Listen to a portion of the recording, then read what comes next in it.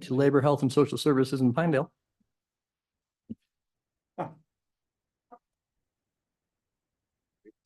All right. Deja vu. Welcome back to Labor, Health, and Social Services in Pinedale. I hope you all enjoyed your 3-hour break. It was nice. I get to go up the top of the mountain and look at all the lakes and wonder why I live in Laramie County. As much as I love Laramie County, it's my 5th generation home. Sublette County is pretty darn nice. We should come here more often. With that, next on our agenda is talk on opioids. And again, committee, this is from an interim topics. We had a group of people come who wanted to discuss different pain management options and opportunities. From what I understand, LSO, correct me if I'm wrong, those people have not been in contact the last 2 weeks after we scheduled them on the agenda like they asked. Interesting how that works. And that being said, is Representative Clouston, are you back yet, sir? I'm not sure if he's back from his obligations over lunch. But with that, there's no official draft bills in front of us. And so we're generally going to turn it over to Mr. Caldwell for a second to talk about some research studies that he's done over the last month, and then we'll do some public comment and see if there's a direction the committee wants to proceed upon. With that, Clayton, floor is yours. Thank you, Mr. Chairman, members of the committee. I've produced a brief fact sheet on the CDC opioid prescription guidelines. In particular, this is a comparison of the initial version of those guidelines, which was made in 2016, and a recent amendment, which was made in 2022. Just to briefly describe that, the guideline was initially made in 2016, and at the time, it was intended broadly to provide guidelines to opioid prescribers for cases of acute pain. And in 2022, the guideline was expanded based on more recent data and information regarding alternatives to opioid prescriptions and some of the risks and benefits of opioid prescriptions. In particular, broadly speaking, the 2022 guideline expands those recommendations to include additional clinicians like oral health providers, and emphasizes patient-centered care that involves patients in making informed healthcare decisions instead of directly being dictated by their providers. And additionally, there are additional recommendation outlines that use prescription drug monitoring and screening questions to help providers better identify patients which might have a high overdose risk. That's just a broad overview of the comparison provided in that fact sheet, but I can stand for any questions. Questions, committee? Seeing none, a very thorough memo. Co-chairman. Well, that was awesome. That was a short discussion. I was going to suggest we might bring Mr. Martineau up here who can tell us how well these things are working. He was hoping he wouldn't have to come to the table today, but we were just having a very lively discussion at the end of our short lunch about the opioid prescriptions and how it's working and what the issues are since we changed some of these things in 2016, subsequently after the opioid task force. So you may consider calling him up. I mean, when you've been announced by name that you're here and the co-chairman has asked for you, welcome, Mr. Martineau. Floor is yours, and any updates on where the Board of Pharmacy is and complaints or dealings or emerging issues, anything you'd like to share? Mr. Chairman, members of the committee, my name is Matt Martineau. I am the Executive Director for the Wyoming State Board of Pharmacy. I wasn't prepared to give any numbers or data from the PDMP, but I'm happy to go back and look into that and give you actual numbers for any specific questions you may have. From the board's perspective, after the opioid task force in 2018, 2019, and when the prescription limits were put into the statute, it seems to be going very well, both from the practitioner perspective and the pharmacy perspective. There's collaboration between the two to make sure that patient care isn't being negatively affected. Very rarely we get questions from either practitioners or pharmacies or patients regarding how the limit is supposed to work. There's been potential confusion given how the opioid naive is defined. That I believe it's if the patient has not had an active opioid prescription in the past 45 days, then they're considered to be opioid naive.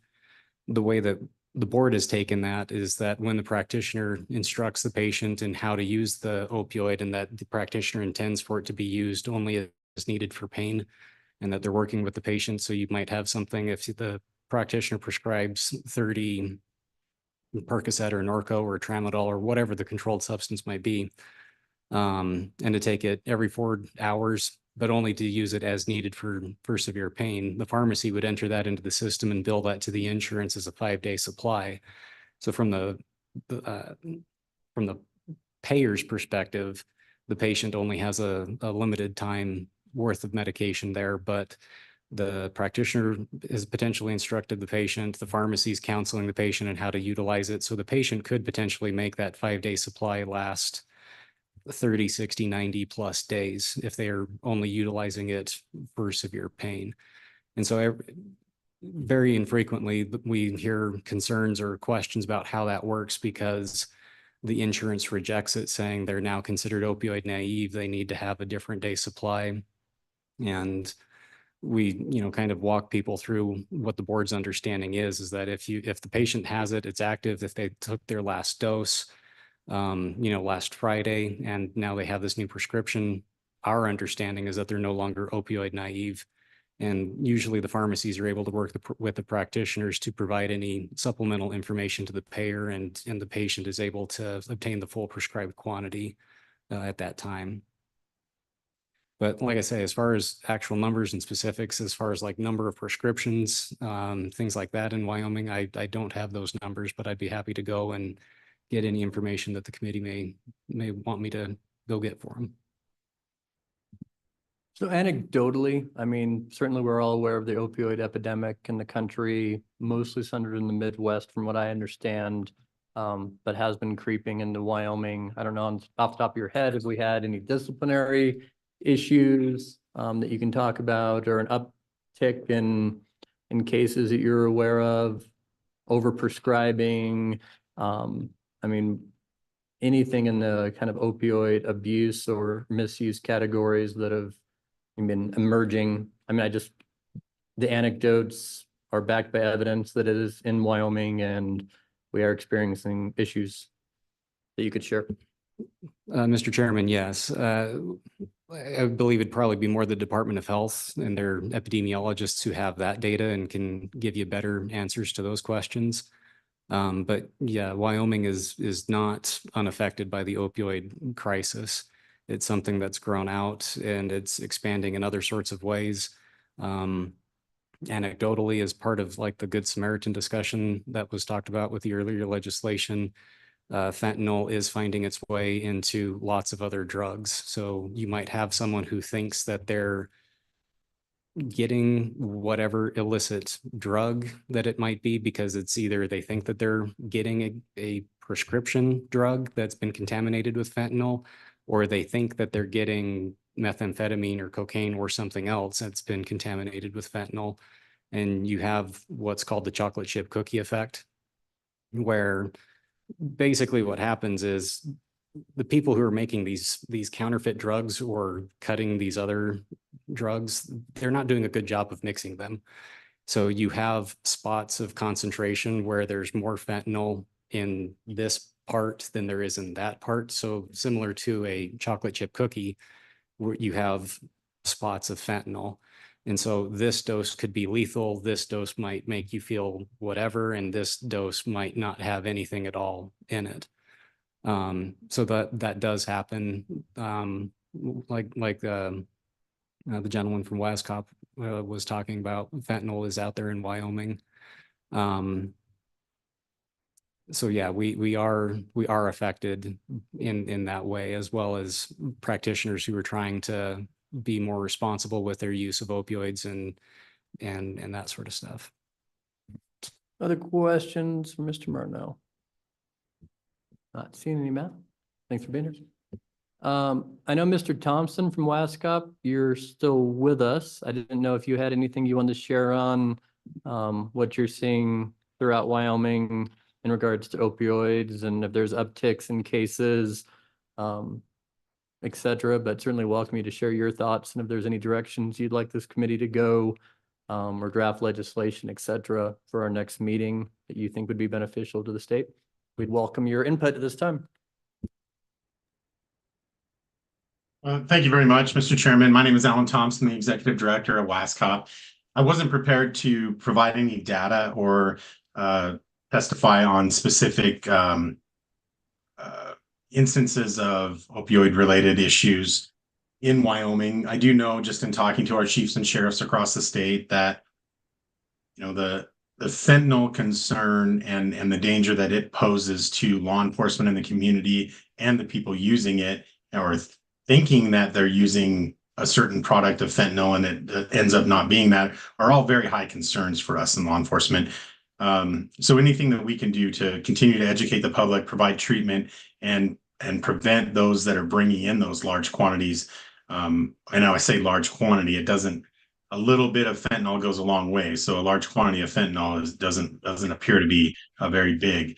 But I was just talking with some local officers here in Sheridan County yesterday, and Sheridan County is like all the other counties across the state, that the fentanyl is showing up in multitudes of different drug combinations and coming in from various different means. So, as we move forward, I don't have any specific recommendations for the committee today, but as we move forward, we definitely have the topic of fentanyl and the opioids in general high on the radar.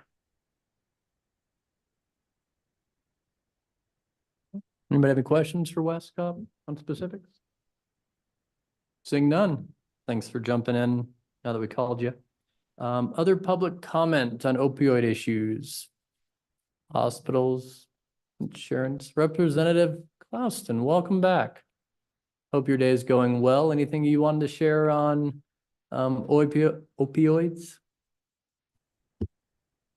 Thank you, Mr. Chairman. Glad to be back.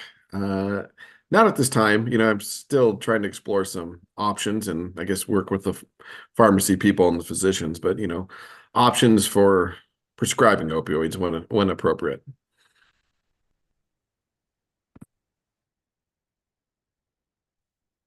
Any other public comment from the audience? Okay, just happy to see you all guys here. Anything else from LSO? Anything else on opioids at all, committee? Any research memos we want for our next meeting? Seeing none. What? Mr. Chairman, are you teeing that up, the proposal? I don't have any specific issues. I just wanted to double check if anybody else did, that we could get some bill drafts together. But seeing none, we'll move on to our agenda. Next thing on the agenda is a hospital tour that should start at 3:30. But until then, Ms. Johnson, the floor is yours. We'll take some public comment after that. Oh, I was just going to remind you about the Compassionate Care Act discussion. Okay. We're certainly happy to have it, but when the people who wanted it did not attend and don't appear to be online, committee, you'll remember, just for the record, and because it's on the agenda, we did have a group who wanted to discuss the Compassionate Care Act and different ways to prescribe certain drugs or medications when it came to palliative care and other pain relief endeavors. There's a national group that we had an affiliate in Wyoming who wanted to present some information and see if this committee was interested in pursuing some pain management options, I think, that involved marijuana. And so they have not been in contact with us the past 2 weeks after we agreed to put it on the agenda. And I don't see them here today appearing. So without any contact from them, it is in your packet of materials. Certainly happy to discuss if anybody would like to have a bill draft for our next meeting prepared along the information that was in your meeting materials. When it comes to the Compassionate Care Act, certainly entertain that motion or thoughts on the materials we included. But it is difficult when we didn't have the people who asked for the topic appear here personally or remotely today. But certainly pleased if anybody has thoughts or wants to move that bill draft for Wyoming, can do so at this time. Not seeing Mr. Chairman, Senator Dockstader. I don't see how you can venture into that world without testimony and research and all of that, just to simply Ask for a bill drafted, adamantly opposed. No argument for me. Not seeing any others. All right. Thank you again, Ms. Johnson, for bringing it up. I know we did some work on it and certainly appreciate LSO putting the time and effort into so many of these endeavors that sometimes get legs and sometimes you find you've spent 3 weeks of your life to no avail. Comes with the territory, but we do appreciate all the work and hopefully it is useful in future conversations in the state. With that committee, we're checking with the hospital to see if we can make the tour at 3, but at this time, we'd certainly entertain public comment for anything in the labor, health, social services world that anybody wants to talk about. I'm going to address the committee on, since you're all here in Pinedale. How often do you get time with your legislators? Fully captive and ready to listen to the concerns of the people. Nice thing about Wyoming is we see you all the time. You guys are just here to observe the process and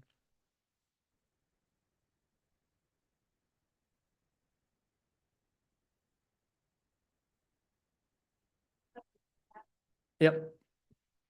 I mean, you're certainly happy during public comment if you want to push or advise the committee on anything that we should be doing or looking at. So we know everybody else in the audience, so that's why I'm maybe picking on you too. The diocese, anything? Catholic Church, you're just here to watch and we're happy to see you in Pinedale. And insurance and hospitals and care. Okay. Anything for the good of the order? 3 o'clock is okay. Chairman Baldwin, go ahead. Yeah, can we get more specifics on that reception that we discussed or whatever? Committee, there is a reception. The Women's Foundation is inviting you to this evening. You should have received an email. From what I understand, it's from 6 to 6:30 for a quick get together. 6 to 7:30, and they would like to discuss the new self-sufficiency standard at our golf course. So if you'd like to listen to go out and meet with the Women's Foundation, talk about Wyoming's new self-sufficiency standard they're introducing. I can forward that email to you as well. It came last week. With that, the new up-and-coming Sublette County Hospital that's being built, I believe is at 620, do you have the address for that? 625 Herrick, that sound right?